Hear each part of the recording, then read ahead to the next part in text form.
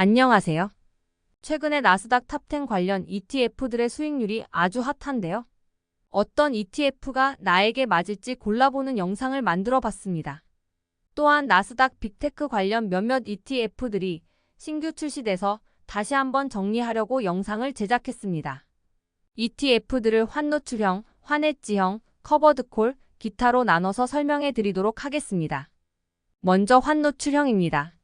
환노출형에는 에이스 미국 빅테크 탑7 플러스 타이거 미국 테크 탑10 인덱스 및 이번에 신규 출시한 솔 미국 테크 탑10이 있습니다. 구성 종목으로는 대부분 비슷하고 공통 종목으로는 엔비디아, 애플, 구글, 마이크로소프트, 아마존, 브로드컴, 메타가 있고 에이스에는 넷플릭스와 AMD가 들어있지만 타이거 및 솔에는 해당 종목이 없고 어도브와 시스코가 들어있습니다. 구성 종목의 차이가 있는 부분들은 2에서 3% 정도를 차지하는 부분이라서 대세에는 큰 영향을 미치기 어려울 것 같습니다.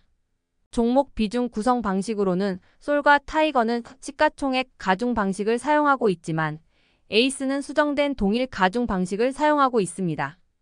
에이스의 방식은 1에서 5위까지를 15%, 6에서 7위는 10%, 나머지는 5% 이하로 구성하는 방식입니다. 연초 이후 성과를 봤을 때 현재로서는 에이스 상품의 종목 비중 구성 방식이 좋아 보이고 솔 상품은 출시된 지 얼마 되지 않아서 비교하기 어렵겠습니다. 연초 이후 수익률을 차트로 비교해보면 큰 차이는 없지만 조금씩 에이스 상품이 앞서 나가는 모습을 볼 수 있습니다. 운용사에서 밝히고 있는 총 보수 비용은 각각 0.3%, 0.49%, 0.05%로 솔이 압도적으로 저렴한 상황입니다. 후발주자로 나온 솔이 운용 보수면에서 공격적인 모습을 보이고 있습니다. 60일 평균 거래량은 각각 35.8만 주, 152.3만 주, 56만 주로 거래 편의성 면에서는 타이거 상품이 가장 좋았습니다. 평가이익이 증가하는 것과 운용 보수 지출도 중요하지만 나중에 매도 시에는 거래량이 많아야 편한 관계로 거래량도 잘 살펴보셔야 할 것 같습니다. 정리해보면 수익률 면에서는 에이스, 매매 편의성 면에서는 타이거, 운용 보수 면에서는 솔이 좋았습니다. 각자 취향에 맞는 상품을 고르시면 될 것 같네요. 다음은 환해지형입니다. 단순하게 생각해보면 원달러 환율이 높아서 환해지형이 유리할 것 같지만 미국 금리가 우리나라 금리보다 높을 경우 금리 차이만큼 해칭 비용이 들어가서 환해지를 하는 과정에서 손실이 발생됩니다.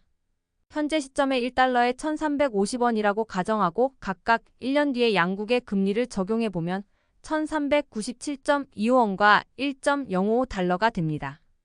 양국의 금리가 반영된 스왑 포인트를 구하기 위해 1,397.25원을 1.055로 나누면 1,324.41원이 되고 현재 환율 대비 25.59원 정도의 손실이 발생됩니다. 이 경우 환해지를 할 때마다 대략적으로 양국의 금리 차이만큼 손실이 발생되는 것을 확인할 수 있습니다. 환해지형이 유리한 상황은 우리나라 금리가 상대방 국가의 금리보다 높을 때입니다. 현재 상황은 환율만 높다고 해서 환해지형을 선택하는 것은 그다지 좋은 선택은 아닌 것으로 보이네요. 환해지형 나스닥 탑10 ETF로는 타이거 미국 테크 탑10 인덱스 H와 코덱스 미국 빅테크 10H가 있습니다. 구성 종목은 대부분 비슷하고 타이거에는 어도브와 시스코가 있지만 코덱스에는 넷플릭스와 스노우플레이크가 들어있는 차이가 있습니다. 타이거는 시가총액 가중 방식을 사용하고 있고 코덱스는 동일 가중 방식으로 전체 구성 종목을 거의 동일한 비율인 8에서 9% 정도로 구성하는 방식입니다. 테슬라, 넷플릭스, 스노우플레이크 등에 조금 더 투자하고 싶은 분들은 코덱스 상품으로 선택하시는 것이 좋겠습니다. 연초 이후 성과를 봤을 때 현재로서는 타이거가 조금 더 좋아 보이고 큰 차이는 없어 보입니다.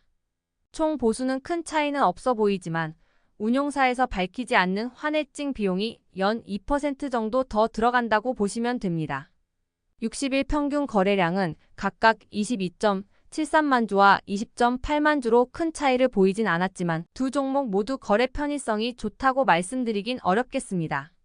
저는 미국 금리가 높은 상황에서는 환해지형을 추천드리진 않지만 두 ETF 모두 큰 차이가 없어서 꼭 환해지형을 선택하신다면 본인이 원하는 종목 비중이 높은 상품으로 고르면 되겠습니다.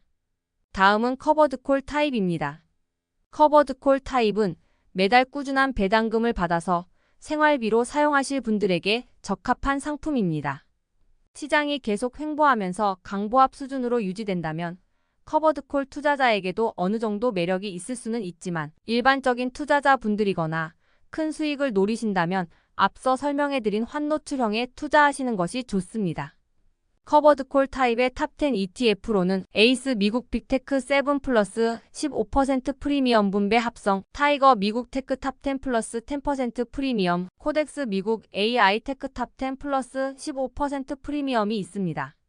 코덱스 상품이 가장 최근에 출시된 상품이고 세 종목 모두 올해 출시된 상품이라 운용기간이 길지 않습니다. 에이스 상품은 매월 매수 기준일 종가의 1.25% 수준의 배당금을 주고 있고 타이거 상품은 매월 매수 기준일 종가의 0.83% 수준의 배당을 지급하고 있습니다. 코덱스 상품은 아직 배당을 지급한 적은 없지만 이름으로 봤을 때는 매수 기준일 종가의 월 1.25% 수준을 제공해 줄 것으로 보입니다. 종목 구성은 거의 비슷하고 에이스가 넷플릭스와 AMD, 타이거가 어도비, 코덱스가 TSMC를 보유한 점이 특징일 수 있겠네요. 큰 비중은 아니라서 중요하게 생각하지 않으셔도 될 것 같습니다. 매도하는 콜옵션의 종류는 타이거와 코덱스가 ATM 콜옵션을 사용하고 에이스는 1% OTM을 사용하고 있습니다. 콜옵션의 비중은 타이거 최대 40%, 코덱스 최대 25%, 에이스는 문서화된 내용은 없지만 최대 100%를 사용하는 것으로 추측됩니다. 에이스의 경우는 OTM 콜옵션을 사용하고 있어서 현재가 대비 1% 높은 가격에 콜옵션을 매도하고 있습니다. 콜옵션을 100% 매도하더라도 하루에 1%까지의 상승은 반영이 되는 결과를 가져올 수 있습니다. 콜옵션 매도 주기는 타이거 월별, 코덱스 주별, 에이스 일별로 세 상품이 각자의 특색을 가지고 있습니다. 일반적으로는 매일 콜옵션을 매도할 때 콜옵션 매도 프리미엄이 높다고 보시면 됩니다. 총보수 면에서는 코덱스 상품이 가장 저렴하고 에이스, 타이거 순으로 되어 있지만 실질 총보수 면에서는 에이스가 가장 저렴하고 코덱스, 타이거 순으로 높게 되어 있습니다. 최근 일주일 성과로는 에이스 상품이 가장 우수했고 코덱스 출시 이후로 봤을 때는 에이스, 코덱스, 타이거 순으로 성과가 좋았습니다. 아무래도 타이거 상품이 월 단위로 콜옵션을 매도하기 때문에 이런 결과가 나오는 것으로 보이네요.